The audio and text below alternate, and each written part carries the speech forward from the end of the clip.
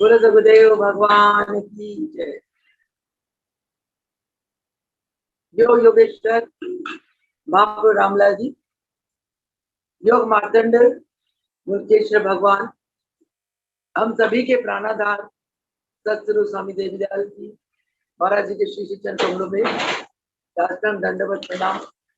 आइए प्रभु जी की कृपा करुणा आशीर्वाद से सत्संग आरंभ करते हैं। सत्संग में आप सभी भक्तजन अपने अपने जूम ऐप में अपने अपने घरों में बैठे हैं। आप सभी का ध्यान प्रभु जी की तरफ है और इस समय आपके हृदय में प्रभु जी के प्रति प्रेम उभर रहा है। हम लोग प्रभु जी के नाम पर भक्ति गीत सुन रहे हैं, मन बहुत हर्षित हो रहा है। आइए, अभी के भजन में भक्तों ने गुरु महिमा पे बहुत अच्छे भाव रखे, दिल को छूने वाले थे।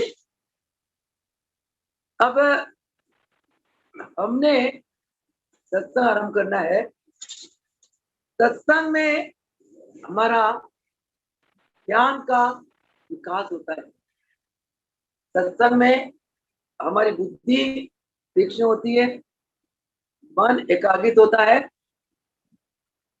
और सत्संग में हमारा विवेक का विकास होता है, नॉलेज मिलती है, हमारी इंटेलिजेंस है, इंटेलेक्चुअल ये बढ़ता है, इसकी वृद्धि होती है।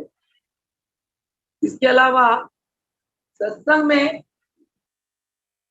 हमारी आत्मा को एक पॉजिटिव एनर्जी मिलती है। इसलिए सत्संग का तो लाभ अनेक है। सत्संग से कल्याण ही कल्याण होता है। इस सत्संग को सुनते हुए आप सभी भक्तजन इस मुद्रा में बैठे, जो इंडेक्स फिंगर है, पहली उंगली इसको अंगूठे के जड़ में लगा ले। इंडेक्स फिंगर को, जो वायु तत्व को प्रतिनिधित्व करता है, उसको अंगूठे से टच कर ले। अंगूठा अग्नि तत्व को प्रतिनिधित्व करता है। प्रत्येक मानव का शरीर 5 तत्वों से बना हुआ है। 5 तत्व जब हमारे शरीर के अंदर असंतुलित हो जाते हैं, 5 तत्वों का संतुलन जब शरीर में बिगड़ जाता है, तब हमारा शरीर रोगी हो जाता है। फॉर एग्जाम्पल, अगर आपके शरीर में वायु तत्व बढ़ गया तो आपको दर्दें होंगी, गठिया होगा, जोड़ों का दर्द होगा, गैस बनेगी, तेजाब बनेगा, घबराहट होगी, माइंड में नेगेटिविटी आएगी। उसी प्रकार जब आकाश तत्व बढ़ जाता है, आकाश तत्व के बढ़ने से हम लोग कल्पना की दुनिया में चले जाते हैं। मन उड़ता है, हवा में भागता है, कभी इधर कभी इधर कभी इधर कभी।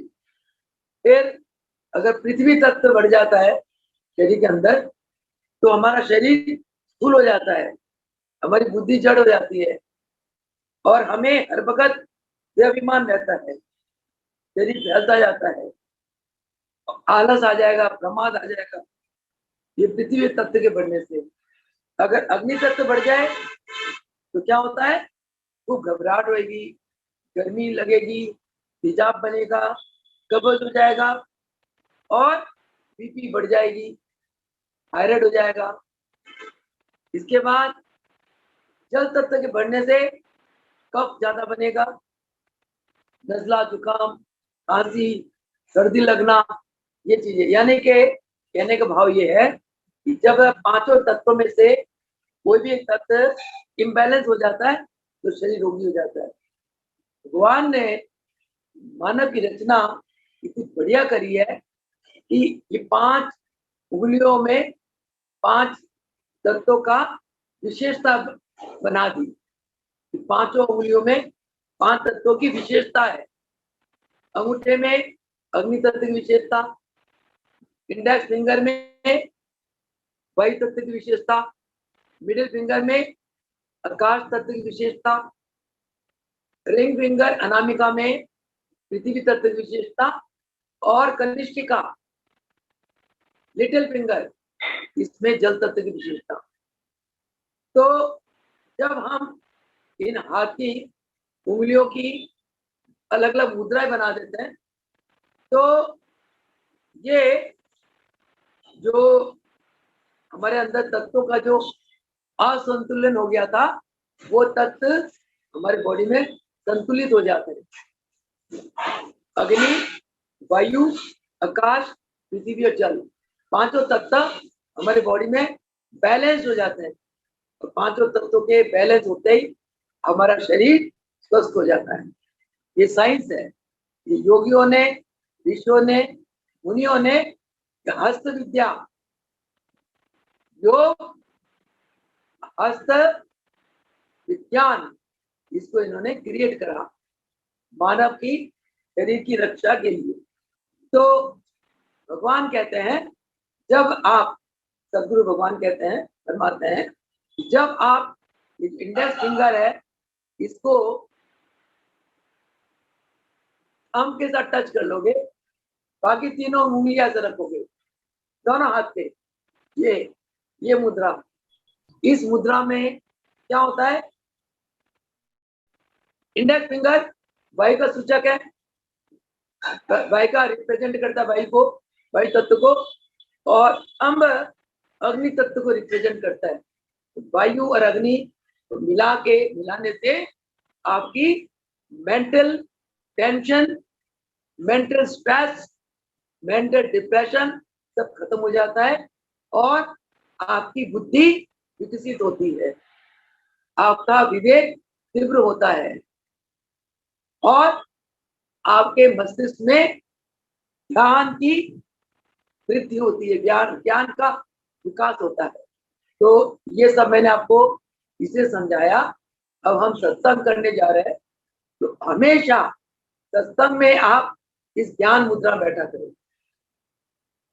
जब आप ध्यान में बैठते हो तभी भी ये मुद्रा अत्यंत आवश्यक है, क्योंकि ये मुद्रा आपके मन को एकाग्रित करता है। इसके अलावा बहुत सी मुद्राएं हैं, अलग अलग मुद्राओं का अलग अलग लाभ है, वो मैं आपको हर रोज एक एक करके मुद्रा बताती जाऊंगी ताकि आपको याद रहे। आज केवल आप ज्ञान मुद्रा के बारे में जाने और इस मुद्रा में दोनों हाथ घुटने के ऊपर रखें, सुखासन में बैठ जाए या सिद्धासन में। सिद्धासन में क्या होता है, राइट एड़ी लेफ्ट थाई जॉइंट में रखें, लेफ्ट पंजा को राइट थाई के ऊपर रख दें, ये सिद्धासन है। या पद्मासन, दोनों लेग्स को क्रॉस कर दे, या सुखासन सिंपल आसन। इस आसन में बैठकर सब लोग जमीन पे बैठे, कुर्सियों में ध्यान नहीं लगता।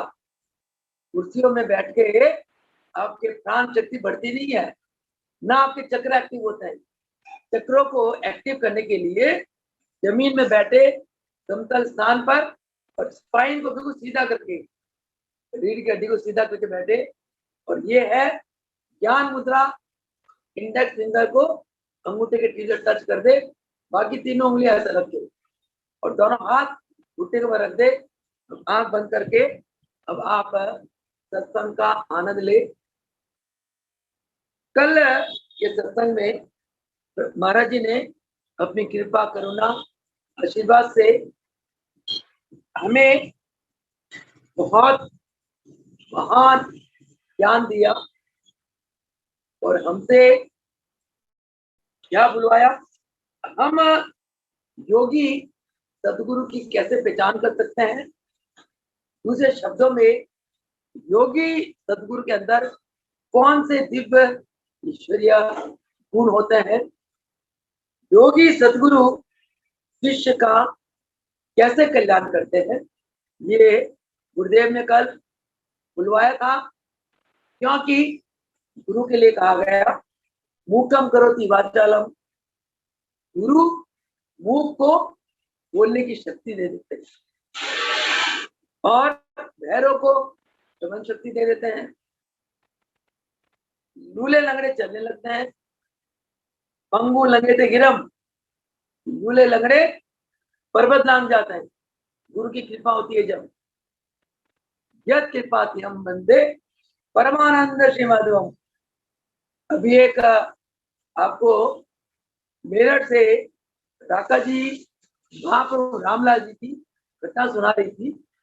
एक बाबूलाल करके भक्त प्रभु जी के चरणों में असहा कमर दर्द की पीड़ा लेकर आया। प्रभु जी ने उसे कोई आसन बताया, एड़ी पे अब खड़े हो जाओ। उसको इतनी पीड़ा थी, खड़ा नहीं हो पाया। दया के सागर रामलाल प्रभु जी को दया आई, उन्होंने उनकी पीठ को सिर्फ स्पर्श करा और उसका वो दर्द जाता रहा। क्योंकि गुरु के अंदर, योगी गुरु में खासतौर से ईश्वरीय शक्ति का भंडार है। ईश्वर शक्ति का भंडार सब में है, परंतु जो महापुरुष होते हैं वो अपनी ईश्वरीय शक्ति को प्रकट कर लेते हैं। जो अभ्यास नहीं करते उनके अंदर ईश्वरीय शक्तियां चोरी पड़ी रहती है। गुरु दया से प्रेरित होकर, भक्त की पुकार सुनकर, भक्त की शरणागति को देखते हुए, प्रेम को देखते हुए गुरु भक्त को ढूंढ लेते हैं और भक्त पर कृपा करते हैं।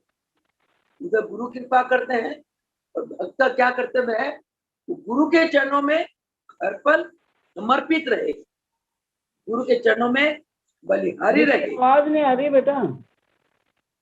गुरु के चरणों में शिष्य वारी वारी जाए, ऐसा शिष्य का क्रम होना चाहिए। क्योंकि गुरु का तो एहसान शिष्य के ऊपर बहुत है। शिष्य 100 जन्म भी ले ले, गुरु के एहसान को वो चुका नहीं सकता। गुरु का इतना एहसान है। गुरु शिष्य के ऊपर बिना कारण के दया करते हैं। क्योंकि महाराज जी फरमाते हैं कि भगवान गुरु के रूप में आते हैं और गुरु को ब्रह्म एक पावर देके भेजते आवाज हैं। नहीं आ रही, कुछ सुनाई नहीं दे रहा। आपका माइक खराब है, आवाज आ रही है। एक पावर देके भेजते हैं। वो कौन सी पावर? वो दया की पावर। बस गुरु भगवान को एक दया की पावर देके भेजते हैं। उस पावर को गुरु यूज करते हैं। भगवान गुरु को आज्ञा देते हैं कि तुम अपनी इच्छा अनुसार जीव के ऊपर दया कर सकते हो। दया से प्रेरित होकर गुरु अंधों को आंखें दे देते हैं। बंदा अंधा होता है जन्मों के कर्म के अनुसार, बंदा गूंगा होता है, बहरा होता है अपने कर्मों के अनुसार, लंगड़ा होता है, लूला होता है अपने कर्मों के अनुसार। परंतु गुरुदेव दया से प्रेरित होकर अंधों को आंखें दे देते हैं, गूंगे बुलवाते हैं, बहरे सुनाते हैं, लंगड़े को चला लेते हैं। गुरु की दया है। इसीलिए इस कली काल के संसारिक जीवों का एक धर्म है कि गुरु की आज्ञा का पालन करे। जिस बात में गुरु प्रसन्न हो वही बात करे। गुरु सेवा से प्रसन्न होते हैं, सेवा करो। गुरु अभ्यास से प्रसन्न होते हैं, अभ्यास करो।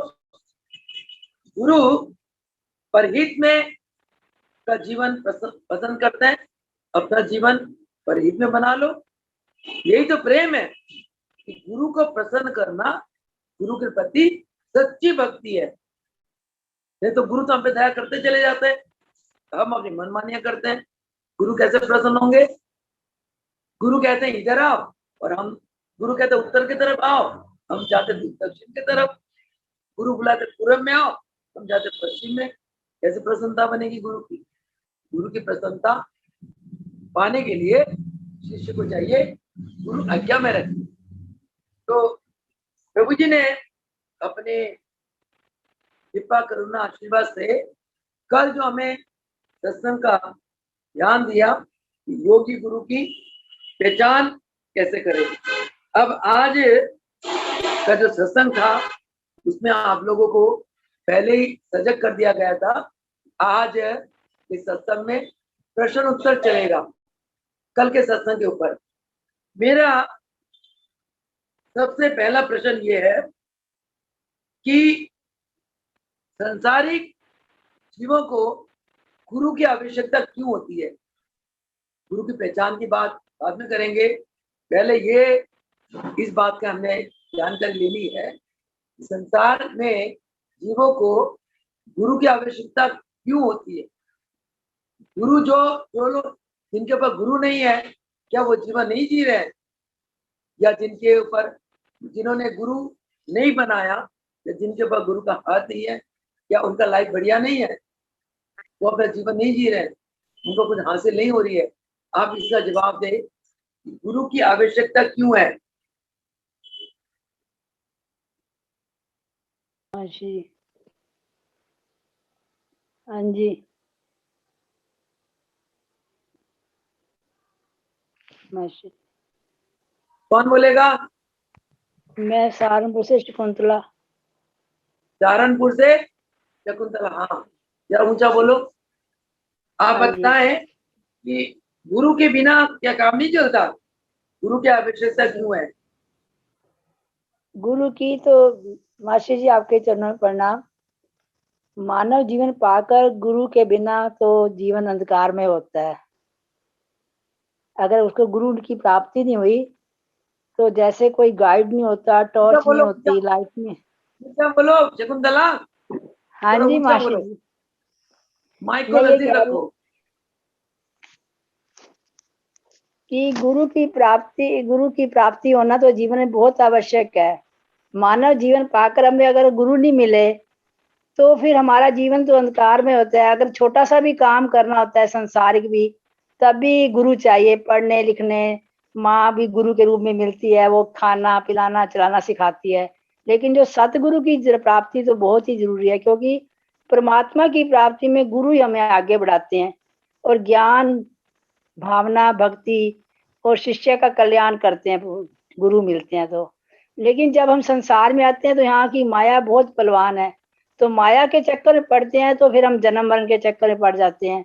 माया बार बार आकर्षित करती है हमें। तो इंसान का क्या होता है कि जन्म मृत्यु को बार बार पुनरपि जन्म पुनरपि मरणम, जैसे महाराज जी बताते थे कि आज ये इच्छा हो गई आज ये इच्छा हो गई, तो हमारा जन्म मरण का चक्कर चलता रहता है और जीवन मुक्त अवस्था प्राप्त नहीं होती।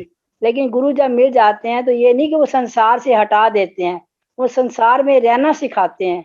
अब हम सब जो हमारे गृहस्थी गुरु थे और हम सब शिष्य भी उनके गृहस्थी हैं, तो प्रभु जी ने जीवन का ढंग बताया, रहने के गुर सिखाए, अपने शरीर को स्वस्थ रखना सिखाया, अपने परिवार में सेट होना सिखाया और साथ साथ अपने मन और आत्मा का कल्याण करना भी सिखाया, ध्यान द्वारा भजन द्वारा। तो इसलिए अगर गुरु नहीं मिलते तो फिर हम योग अभ्यास भी नहीं कर सकते, और जो योग अभ्यास करने से हमारे अंदर ईश्वरीय शक्ति जागृत होती है।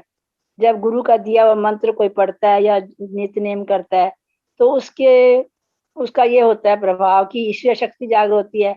और जो माल विक्षेप का आवरण हमारे शरीर के ऊपर है, हमारी आत्मा के ऊपर है, और वो हट जाता है। जो मन अशांत रहता है, इच्छाओं में भटकता रहता है, तो प्रभु जी अपनी आत्मा का ज्ञान करवाते हैं हमें कि हम शरीर नहीं है और जो कुछ भी हो रहा है हमारे कर्मों के अनुसार हो रहा है। तो अपने कर्मों के अनुसार आए हुए दुखों को शांति से सहन करके उसका भुगतान करवाते हैं। और प्रभु जी की कृपा से शक्ति तभी मिलती है जब हम उनकी शरणागत होते हैं। नहीं तो इंसान जरा सा भी दुख खाए ना तो बहुत घबरा जाता है कि मेरे साथ क्या हो गया। लेकिन प्रभु जी के ज्ञान द्वारा जो उन्होंने हमें अपनी आत्मा का अनुभव कराया कि मैं शरीर नहीं हूँ, तो हम उन दुखों से घबराते नहीं हैं और यही सोचते हैं कि मेरे कर्मों का हिसाब है, ये खत्म हो रहा है। और जैसे अभी मेरे कान में भी आवाज, तो आपको पता ही है प्रॉब्लम हो रही थी, अब भी थोड़ी थोड़ी है, तो उसमें मुझे ना आवाजें आ रही थी शी शी की। तो मेरे को यही अनुभव हुआ कि ये प्रभु जी ने मेरा मंत्र चला दिया है ओम ओम का, कि सुनती रह, तू वैसे करती नहीं है ना मुझे आप। तो ऐसी अनुभूति, मतलब उस दुख भी दुख नहीं लगता, दुख में भी सुख की अनुभूति हो जाती है। और जो आत्मा के ऊपर जो हमारे किसी के प्रति वैर द्वेष की भावना होती है, फिर हम सब जीवों में उस भगवान को ही देखते हैं। प्रभु दिखा देते हैं कि सब के अंदर मैं ही मैं हूँ। तो हम उस जीव से भी कोई अपना वो नहीं कर सकते, कोई घृणा नहीं करते, या उसको हम दोष नहीं देते कि ये मेरे दुखों का कारण है। हम सोचते हैं नहीं, मेरे अपना ही किया हुआ हाल है, और अपने मन की शांति, आत्मा की शांति रहती है। बहुत मैं बढ़िया। भी बताऊं जी? हाँ, मैं बहुत मैं सुंदर। बहुत शकुंतला जी ने नारायणपुर से, पूनम नारायण जी ने बहुत ही प्रॉपर जवाब दिया कि गुरु के, जैसे कहते हैं कि भाई बचपन से माता पिता गुरु होते हैं, उसके बाद टीचर गुरु होते हैं, परंतु आत्म ज्ञान के लिए योगी सदगुरु का होना अत्यंत आवश्यक है। मेन इसका आंसर है कि गुरु के बिना, गुरु कैसे, योगी गुरु, योगी गुरु के बिना जीव को आत्म ज्ञान नहीं हो सकता, ना ही आत्म दर्शन हो सकता है। जब तक जीव को आत्म ज्ञान, आत्म दर्शन नहीं होता, तब तक जीव जन्म मरण के चक्कर में फंसा रहता है। आत्म ज्ञान या आत्म दर्शन के बिना जीव का मोह टूट ही नहीं सकता। मोह ही तो है जो जीव को आसक्त कराता है। मोह के कारण ही जीव माया की दुनिया में फंस जाता है, आसक्त हो जाता है संसारी दुनिया के लिए, उसकी इच्छाएं नहीं खत्म होती। और महाराज जी फरमाते हैं ये मानव की जो इच्छाएं हैं ये ही जन्म और मरण का कारण है।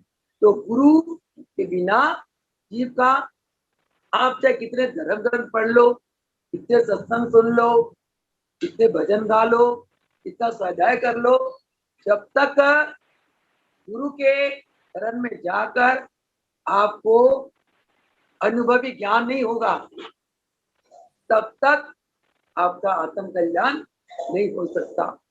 गुरु शिष्य को अनुभवी ज्ञान कराते हैं। गुरु शिष्य को अपने सामने योग अभ्यास कराते हैं। योग अभ्यास करा के शिष्य को आत्म दर्शन कराते हैं। अभी एक चतुर्थाना ने कहा कि गुरु शिष्य के आत्मा में पड़े मल विक्षेप आवरण, जिसके कारण आत्मा अंधकार में रहती है, कि गुरु शिष्य का मल विक्षेप आवरण का पर्दा हटा देते हैं। तो मेरा यहीं से एक प्रश्न आता है, आप में से कोई भी बताएं कि मल विक्षेप और आवरण क्या है। गुरु इन तीनों आवरण का, मल विक्षेप आवरण का पर्दा कैसे हटाते हैं? आपने जो बताया, बोलूं? कल आपके सत्संग में बताया गया था, पिछले सत्संग में बताया गया था कि मल विक्षेप आवरण का पर्दा क्या है। गुरु शिष्य के ऊपर से इस पर्दे को कैसे हटाते हैं? ये पर्दा आता कहाँ से, कैसे आ जाता है?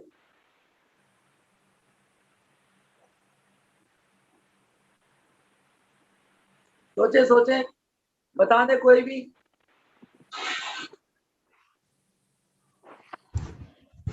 कोई भी आगे आओ। मैं बताऊं जी? प्रणाम श्री माँ। कौन बोल रहा है? मैं प्रेरणा। जय श्री हाँ, प्रभु बोलो। जी की। कहाँ से? दिल्ली से प्रेरणा। हाँ, प्रेरणा बोलो, ऊंचा बोलना। प्रणाम श्री माँ। जय श्री प्रभु जी की सबको। श्री माँ, जैसे आपने गुरु के बारे में पूछा, गुरु के बारे में कि गुरु के बिना हमारी गति ही नहीं हो पाती है। जैसे महाराज जी की भी बुक में मैंने पढ़ा कि महाराज जी जैसे राम जी को भी, कृष्ण जी को भी गुरु की जरूरत पड़ी।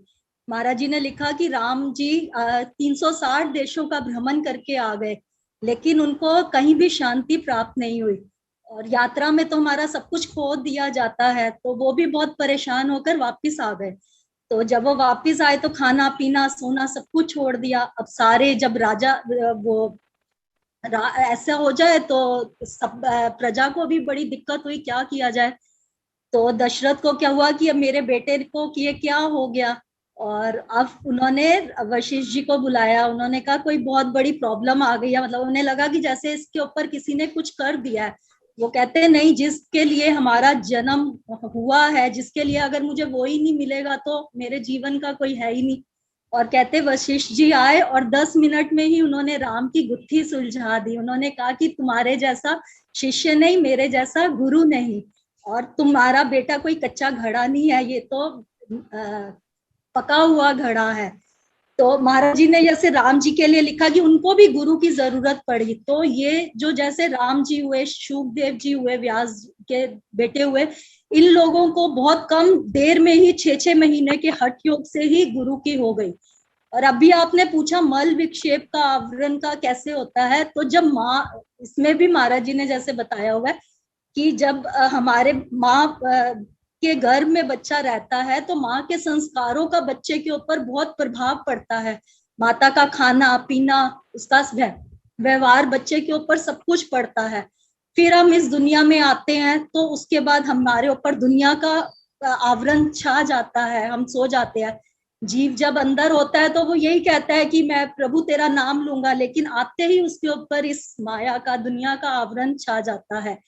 और पहले पढ़ाई लिखाई करी, फिर महाराज जी ने बड़े अच्छा लिखते हैं कि उसके बाद कोई काखा गा पूरी पढ़नी पड़ती है।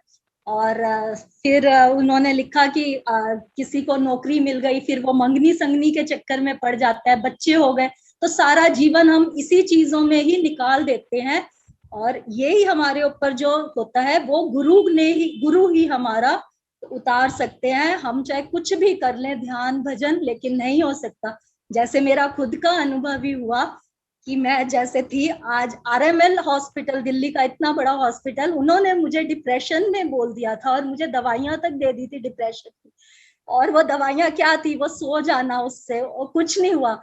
और ये नहीं कि हम नहीं मानते थे, जैसे महाराज जी का भी अगर आश्रम का छुटा था तो बाबा के वहां पे साईं बाबा का जैसे मतलब हमें मिलता है, लेकिन आपके पास आके जो आपने गुरु की महिमा का बताया और जो मैंने आपको देखा कि आपका, और आज भी आप सभी बोल रहे थे कि आप बहुत थके हुए थे, मुझे भी लग रहा था कि आपकी आंखें कैसे थकी हुई हैं, लेकिन ये सब किसका आपके ऊपर है प्रभाव? ये सब आपके ऊपर गुरु का प्रभाव है। जो सुबह से लेकर रात तक आप अंत तक काम करते हो, वो सब गुरु की ही है।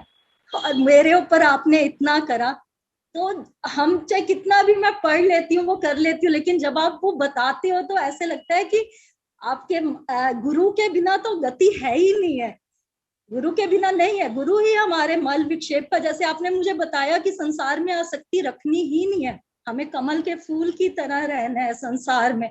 दुनिया में तो हर कोई, और इतनी बातें हैं महाराज जी की, अभी मैं बताने लगूंगी तो बहुत ही वो टाइम हो जाएगा कि गुरु तो अमृत की सप्लाई है, गुरु दिव्य औषधि है, क्या क्या लिखा हुआ है। और ये सब तो आपको देख के पता चलता है कि आपके ऊपर गुरु की कितनी कृपा है कि आपकी हर, महाराज जी ने कहा देखो तो योग करो। और मैं श्रीमद् भागवत पढ़ती हूँ, उसमें भी योग के ऊपर ही चैप्टर है। कृष्ण भगवान ने भी बोला है कि योग के बिना 2 ही रास्ते हैं, एक योग का और एक भोग का, और गुरु के बिना तो आप नहीं कर सकते हो। और जैसे कि देखे चीजें, मतलब योग हमें आचार्य गुरु ही एक करवा सकता है। आपके पास 2 बोतलें पड़ी हैं, आप कहो कि एक हरी बोतल है, नीली बोतल है, इसमें से मैं दवाई ले लूं, तो आपका औषधि वो आप नहीं मिटाएगी। लेकिन जो एक गुरु है, जो एक आचार्य है, वो आपको बताएगा कि आपको कितनी मात्रा में दवाई लेनी है, कितना आपको करना है। और इसलिए गुरु के बिना तो कुछ भी संभव नहीं है। बहुत बढ़िया। सुन के तुम्हारे भाव बहुत खुशी हो रही है कि आपके अंदर महाराज जी के प्रवचन के एक शब्द आपके हृदय में बिल्कुल स्ट्रॉन्ग प्रिंट हो गए, और उन चीजों को आपका मस्तक एक्सेप्ट करता है, आपकी बुद्धि कैच करती है। तभी आप महाराज जी के प्रवचनों का एक एक शब्द जो अपने दिल में उतार रखी, इतना फूल की तरह आपके मुंह से निकल रहा है। मुझे बहुत खुशी है, बहुत ही बढ़िया। इस प्रकार प्रभु जी की कृपा आप पर बनी रहे और आप महाराज जी की ज्ञान का आपके अंदर विस्तार होता रहे। महाराज जी के चरणों की अथाह भक्ति मिले, अथाह समर्पण मिले। महाराज जी के चरणों में हर पल शरणागति में रहो और आपका परिवार सहित आप हमेशा सुखी रहो। एक बात अपने कहना रह गया आपका, भला आपने कह दिया कि बच्चा जब माँ के घर में होता है तो माँ का स्वभाव, खाना पीना, विचार का सारा उसके ऊपर प्रभाव पड़ता है। तो इसलिए बाहर आने के बाद वो मैं में रहता है, मल, मैं मल। फिर आपने बहुत सही कहा कि जब संसार में आकर कहा तो माँ के गर्भ में उसे याद वादा किया था, हे भगवान, इस नरक मूल मल मूत्र की थैली से, नरक से मुझे बाहर निकालो, मैं आपका भजन करूंगा। परंतु संसार की चकाचौंध दुनिया को देखकर उसका मन विक्षेप में आ जाता है। उसके मन की जो वृत्तियां हैं वो चंचल हो जाती है और चकाचौंध दुनिया में खो जाता है। ये हो गया विक्षेप। और आवरण क्या है कि जब इंसान गुरु नहीं मिलते और संसार की चीजों में वो आसक्त होता है, उसको भगवान संसार की चीज दे देते हैं, प्राप्त कर लेता है। उसके अंदर एक अहम जागता है। अहम के कारण वो अपने आप को भगवान से अलग समझता है, भगवान को याद करना ही भूल जाता है, भगवान की पूजा करना भूल जाता है, भगवान के जो लिए जो वादा किया था अपनी वादा को भूल जाता है। तो ये जो मल विक्षेप आवरण का जो पर्दा है, इसने जीव को भगवान से दूर किया हुआ है। धन्य है गुरु जो जीव को योग का ज्ञान देते हैं और अपनी ईश्वरीय शक्ति से उसको ध्यान योग का अभ्यास कराते हैं। अभ्यास कराकर उसे आत्म दर्शन कराते हैं, उसको आत्मा का साक्षात्कार कराते हैं। आत्मा का साक्षात्कार करते ही उस जीव के अंदर की जो ज्ञान की ग्रंथियां हैं वो खुल जाती है। जिस प्रकार अर्जुन जब दोनों सेनाओं के बीच में लड़ाई के मैदान में खड़ा हुआ तो मोहयुक्त होकर वो निर्बल हो गया, उसकी आत्मा धुंधली पड़ गई, उसकी आत्मा अज्ञानता के माया के आवरण से ढककर कमजोर हो गया, उसने गांडी छोड़ दिया, मेरे बस का नहीं है। भगवान ने बहुत समझाया, नहीं समझ पड़ी। फिर भगवान ने अपना विराट स्वरूप के दर्शन करा के उसकी अंदर की दृष्टि खोल दी, उसको दिव्य दृष्टि दे दी। दिव्य दृष्टि देखते ही पाते ही वो जाग गया और वो एक धनंजय क्या बन गया। कहते हाँ मैं युद्ध करूंगा, शूरवीर बन गया। ये जो शक्ति है उसके अंदर पहले भी थी, परंतु किसने भी जगाया? भगवान कृष्ण के रूप में आकर उसकी ये सोई हुई ईश्वरीय शक्ति को जगा दी। उसी प्रकार हम जब गुरुदेव के शरण में जाते हैं, गुरुदेव अपनी दिव्य दृष्टि से हमारी आत्मा की अंधकार या उजाला को देख लेते हैं। और हम जहाँ तक अंधकार में हैं, गुरुदेव हमें प्यार देते हैं, आशीर्वाद देते हैं, सेवा देते हैं और हमें योग अभ्यास का ज्ञान देकर योग अभ्यास करा के हमारे अंदर की जो मल विक्षेप आवरण का पर्दा है गुरु उसको हटा देते हैं। इसीलिए तुलसीदास ने कहा वो पर्दा जब हट जाता है तो हमें अपने आप में एक ब्रह्म रूप में नजर आते हैं, हमें अपने आप में एक दिव्य आत्मा के रूप से हमें अनुभूति होती है। यानी कि इसी कोई आत्म दर्शन कहते हैं, इसी कोई आत्मा का साक्षात्कार कहते हैं। और ऐसे आत्मा का दर्शन पाकर हमें सबसे पहले अपने इष्ट के सिवा इसको छोड़कर गुरु के चरणों में समर्पित होना चाहिए, गुरु के चरणों का शुक्राना करना चाहिए, उनके चरणों में नतमस्तक होना चाहिए। तभी तुलसीदास ने कहा गुरु गोविंद हो खड़े। गोविंद हमारी आत्मा का प्रकाश, हमारी आत्मा ब्रह्म, गुरु भी खड़े हैं। काके लागे पाए, हरि गुरु आपने जिन गोविंद को मिला है, मेरे अंदर भगवान है, उसको प्रकट किसने किया? ये गुरुदेव आपने किया। तो मैं मेरे रोम रोम, मेरे श्वास श्वास आप जी के चरणों का शुक्राना करती हूँ। इसलिए गुरुदेव के चरणों का हमेशा हमें शुक्रगुजार होना चाहिए। धन्य वो भगत, धन्य उसके माता पिता, धन है उसके 7 कुल। जो आत्मा गुरु के चरणों में इतना समर्पित है, हर पल गुरु के याद में सुबह आता है। सोते उठते खाते बैठते गुरु की महिमा गा गा के प्रेम आंसू बहाता है, हर पल गुरु को याद करता है। गुरु के सिवा इसे संसार में कुछ चीज नहीं अच्छी लगती है। धन है ऐसे गुरु को, ये भगत, जिन भक्तों को इस मां ने जन्म। संत तुलसीदास ने गुरु की महिमा को गाते हुए क्या कहा? गुरु गोविंदों खड़े काके लागे पाए, बोली हरे गुरु आपने जिन गोविंदियों मिलाए। गोविंद क्या है? गोविंद हमारी आत्मा का प्रकाश है। जब शिष्य रूपी जीव अपने आत्मा के प्रकाश को अनुभूत कर लेता है, वो उसका सत्स्वरूप है।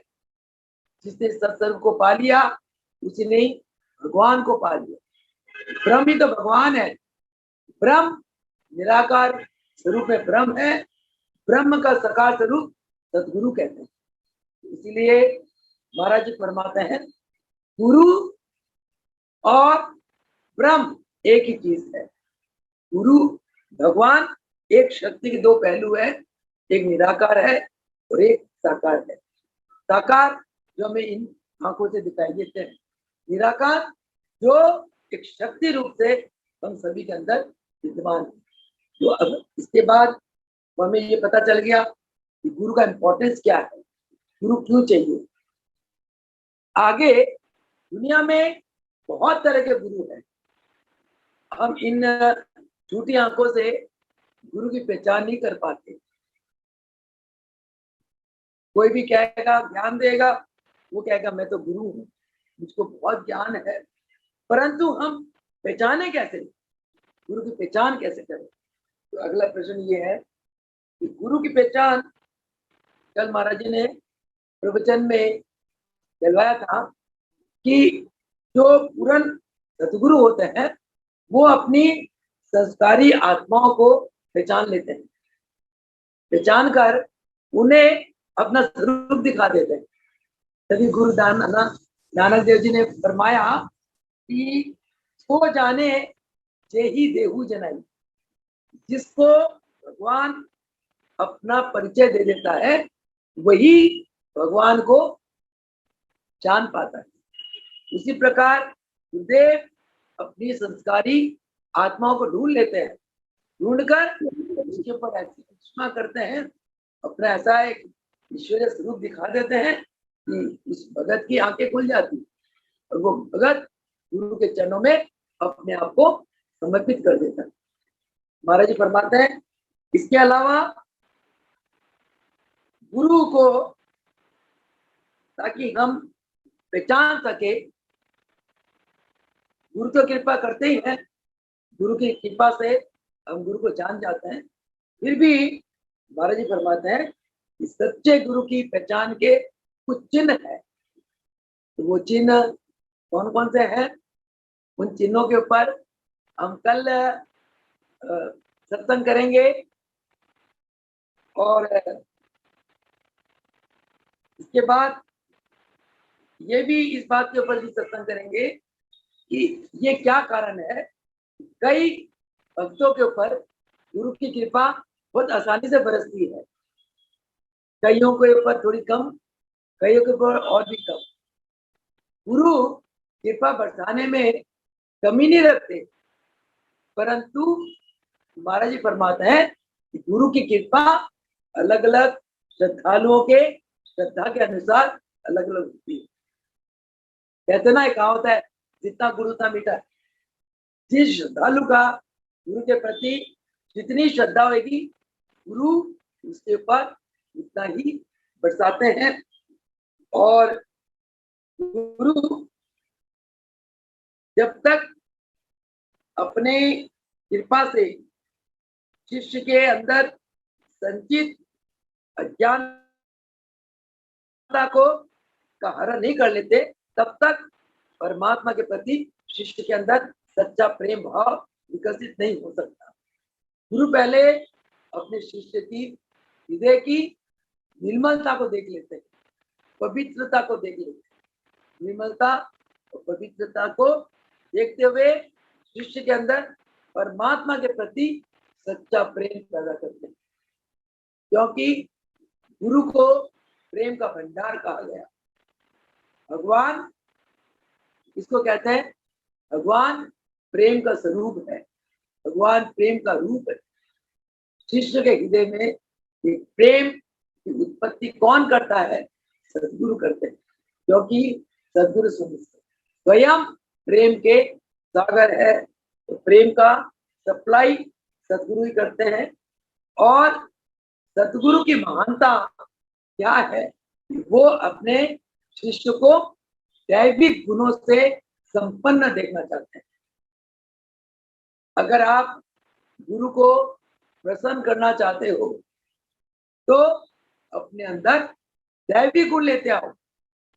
दैविक गुण आपके अंदर आपकी संकल्प शक्ति से आएंगे, आपके अंदर दैविक गुण आएंगे आपकी अपनी साधना से, अपने संयम से और गुरु के वचनों के पालन से।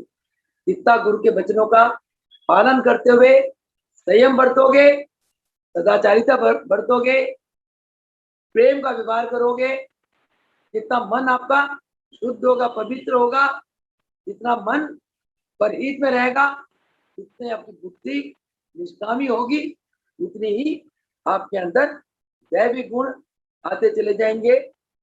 और गुरु आपको हमेशा तप और त्याग सिखाते हैं। गुरु आपको परमात्मा के प्राप्ति के पथ पर आरूढ़ कर देते हैं। गुरु के बिना परमात्मा के पद पर आरूढ़ करने वाला संसार में कोई महापुरुष नहीं। गुरु शिष्य को ऐसा बना देते हैं, उसका मान मोह नष्ट कर देते हैं, उसके अंदर की आसक्ति रूपी दोष को छीन लेते हैं। आसक्ति रूपी दोष को गुरु शिष्य के द्वारा विजय करवा देते हैं।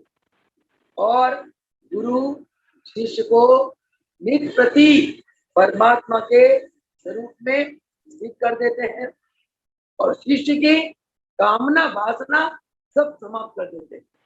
और ऐसा समवस्था का दान देते हैं, सुख और दुख दोनों में वो शिष्य सम रहता है। और इस प्रकार शिष्य के अंदर महान गुण भरते हुए गुरु शिष्य को अविनाशी परम पद की प्राप्ति करा देते। तभी गुरु के लिए कहा गया है, निर्माण मोहा जित संदोषा अध्यात्म नित्या विनिवित्त कामा संदेह विमुक्ता सुख दुख संगे गच्छन्ति मूढ़ा परम भयम तप। यानी कि जिस गुरु क्या करते हैं, शिष्य के मान मोह का नष्ट कर देते हैं, उनके आसक्ति रूपी दोष को खत्म कर देते हैं, परमात्मा के स्वरूप में नित्य स्थित करा देते हैं, सुख दुख नामक द्वंद्व से शिष्य को मुक्त कराकर अविनाशी परम पद को प्राप्त करा देते हैं। ये गुरु का शिष्य के ऊपर महान उपकार है। इसीलिए शिष्य के बिना, गुरु के बिना शिष्य का कल्याण नहीं हो सकता। तो इतने ही शब्दों के साथ समय हो गया चालीसा का। अपनी वाणी को विराम देते हैं। कल फिर सत्संग में आते हैं। और कल जो सत्संग है, कल शनिवार है, शुक्रवार है, चलो कल के सत्संग में हम गुरु को, सच्चे गुरु की पहचान के लिए कौन कौन से चिन्ह होते हैं, कल इसके ऊपर प्रश्न उत्तर चलेगा। आप सोच के रखे, आप लोगों ने महाराज जी के अंदर कौन कौन से गुण देखे, कौन कौन से चिन्ह देखे, जिन चिन्हों को देखकर आप महाराज जी के चरणों के प्रति आकर्षित हो गए और आपने अपनी अंतरात्मा से महाराज जी को सतगुरु भगवान माना। कल उसके ऊपर सत्संग चलेगा, प्रश्नोत्तर चलेगा। और आज इन्हीं शब्दों के साथ अपनी वाणी को विराम देती हूँ और प्रभु जी के चरणों में बारंबार प्रणाम करती हूँ। हे प्रभु, धन्य है आप जो हम जैसे अधमों को इतना ज्ञान देकर, इतना आनंद बरसाकर हर पल आप हमें कृतार्थ कर रहे हैं। हे प्रभु, हर पल, हर श्वास, रोम रोम ये आपके, ये आत्मा आपके चरणों का शुक्राने का गीत गाता है। प्रभु, इस प्रकार अपनी चरणों की कृपा, करुणा, आशीर्वाद हमेशा बनाए रखना, जिससे कि हम योग पथ पे आरूढ़ रहते हुए सदा सदा आप जी की प्रसन्नता के पात्र बने। इन्हीं शब्दों के साथ आज सत्संग को समाप्त करते हैं। वो सगुदेव भगवान की जय। बोलो योगेश्वर महापुरुष रामलाल जी की जय हो। मुकेश्वर भगवान की जय हो। सदगुरुदेव भगवान की जय हो।